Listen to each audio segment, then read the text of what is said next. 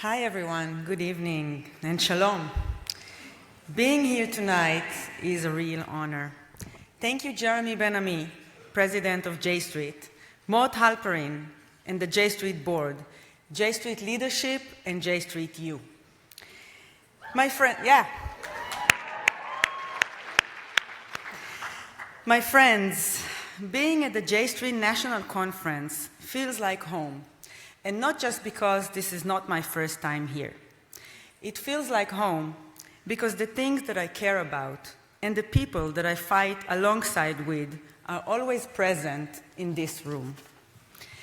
I'm talking, for example, about the brave women of the wall, who are not just fighting for their rights, but also teach Israelis like me about the many wonderful faces of Judaism, the richness of which goes way beyond what our school books and religious parties ever presented.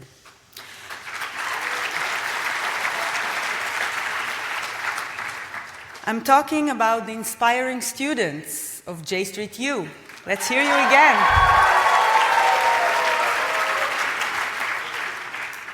You guys promote accountability and transparency in your own communities, so the Jewish donors from Cincinnati or Boston can now tell whether their money is used for settlement activities. I'm talking about the many friends from the New Israel Fund.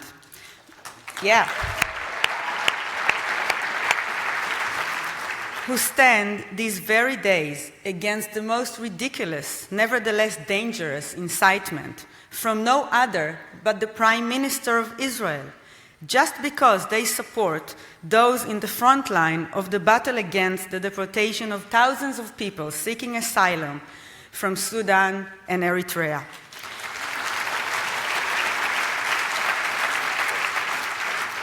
Friends in the NIF, you are truly the guardians of Israeli democracy, social justice, equality, and human rights. I see here also veterans from the peace movement and young anti-occupation activists. I see civil rights professionals, Jewish feminists. I see Jewish LGBT activists. I see my friends, my people. Dear friends, coming to the US and especially to this conference at this time feels like home in another not so very pleasant way. In both our countries, we see these days the same contempt for civil rights, xenophobia, racism and chauvinism, and politics of fear, all starting at the highest level of government. There is a clear alliance between the right-wing camps in Israel and in the US. They sponsor and legitimize each other, both pardoning and even embracing American and European anti-Semites and extreme right-wing populists. It's an alliance that has had and continues to have ever more dangerous consequences for both our countries. These days, it seems Israeli Prime Minister and the American administration are joining forces in trying to destroy the Iran deal, against the repeated warnings of many among both the American and the Israeli military leadership. 15 years ago, it was the then Meretz leader, Yossi Sarid, who stood alone in saying that the war in Iraq will be bad for Israel. Today, as the new leader of Meretz, I come here with a clear message. Abandoning the Iran deal would move us closer to a nuclear Iran instead of further away, which would pose a grave danger to the state of Israel, the region, and the world.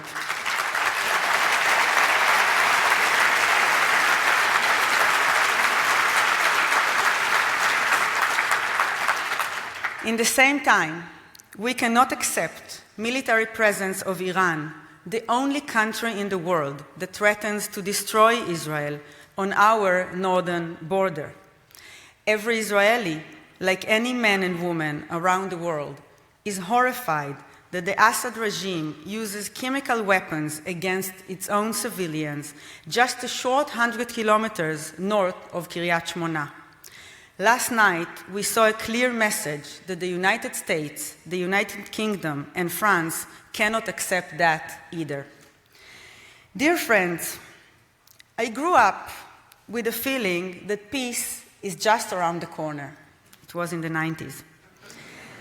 Only to find out that now it feels further away than ever. I grew up thinking that the struggle for civil rights belongs to the past, only to find out that the notion that all men and women are created equal is just the first step in the journey to equality. I grew up as a young girl, knowing that when I grow up, I could be and do whatever I choose, only to find out that some people, be they rabbis or politicians, still think they can decide for me. I thought about that yesterday as I was walking down the halls of the wonderful National Museum of African American History and Culture. After slavery, liberty was not fully achieved. The brave men and women fighting for their rights tackled segregation. Then came the civil rights movement, and then Black Lives Matter. In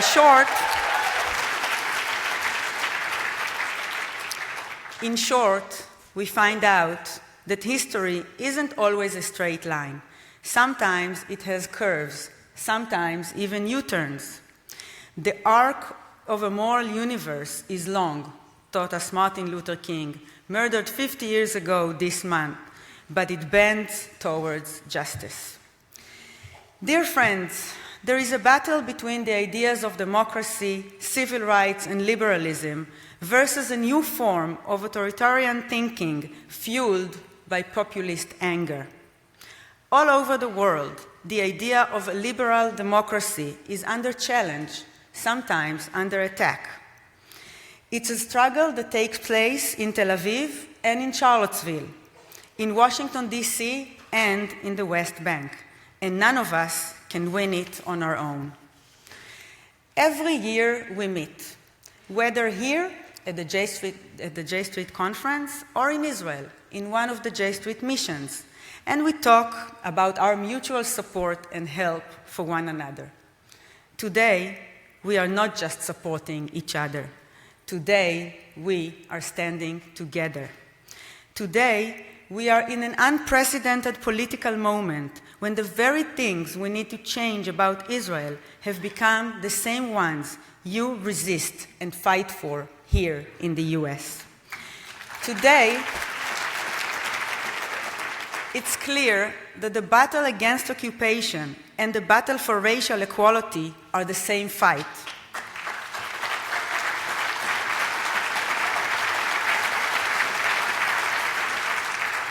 Today, it's clear that the fight against forced deportation in the US and in Tel Aviv is the same fight.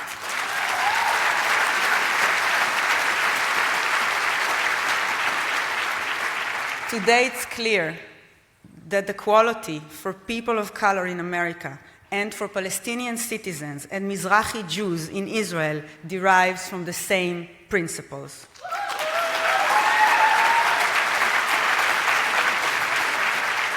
Today, it's clear that we have a shared interest in a healthy, sustainable environment and natural resources, and also in maintaining our social media democratic and our privacy protected. The fight for democracy in Washington and in Jerusalem is the same fight. Netanyahu and Trump, they both try to call us unpatriotic.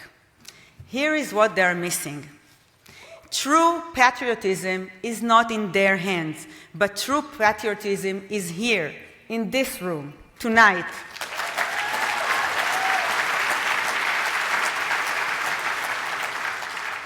When the alt-right embraces Israel, that is a badge of shame, not a badge of honor.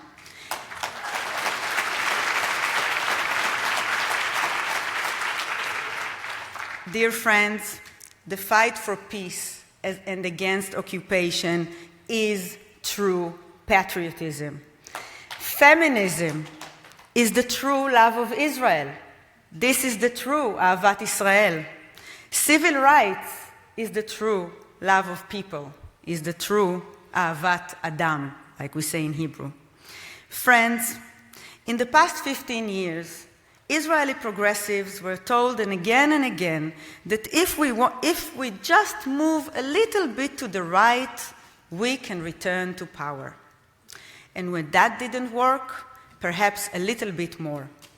I know this is the same case with progressive politics here as well. And I know we suffer defeat after defeat. Some of our friends in the opposition still think this is the right way even today. They think that the voters moved to the right, and if we want to win them, we have to go right after them. Here is what they are missing. They did not move to the right. They are waiting for our alternative. They are waiting for our leadership with a clear, loud, proud truth, not a pale imitation. We represent not a small and weak minority. We represent a vast majority, both in Israel and in the US. Friends, most Israelis support the two-state solution. Most Israelis support civil marriage and LGBT adoption rights. Most Israelis would like to see just allocation of resources and a strong and effective health, education, and welfare systems. Most Israelis oppose the asylum seekers' deportation and stood together against it. Only last week, following the attack against the New Israel Fund, Israelis donated 1 million shekels to show their support. This is an historic change. There is nothing more patriotic than a joint struggle for our democracies, and this is what we are doing here tonight together. In the last 3 Fridays, Israelis have followed the events around the border with the Gaza Strip, worried that they might deteriorate to another round of violence like we experienced 5 times in the last decade. I visited that southern part of Israel twice in these 3 weeks. Our message is not only to act with restraint and according to the law during the events, but also that it is both our interest and our moral duty to lift the siege over Gaza and to end the occupation on the Palestinian people.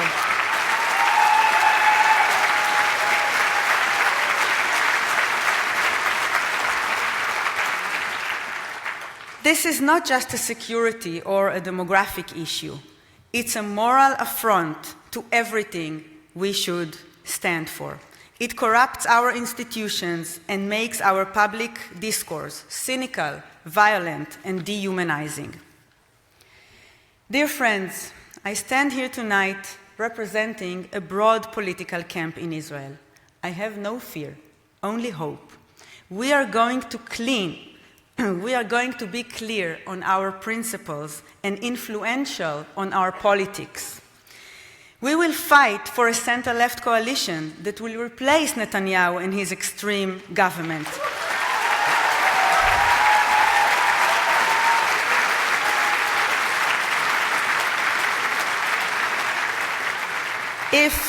If Labour or Yesh Atid leaders have a chance to form a decent government, we will support them.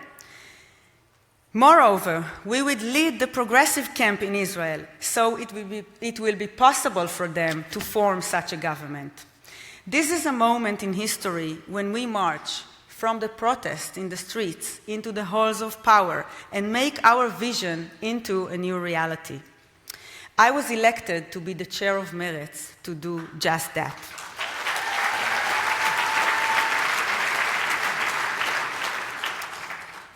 We will be the pillar at the front of the camp. We will pioneer our way from political marginalization to influence and innovation. We will move back to the heart of Israeli politics, because saying the right things isn't enough. We will transform massive support for our values into a mass movement to the polls on election day. This is our job. We deserve, friends, we deserve a government that we can be proud of. We deserve a government that will represent our values. We deserve a government that will end the occupation and promote peace. We deserve a government that will make Israel a true home for every Jew around the world and a true home for every Palestinian citizen.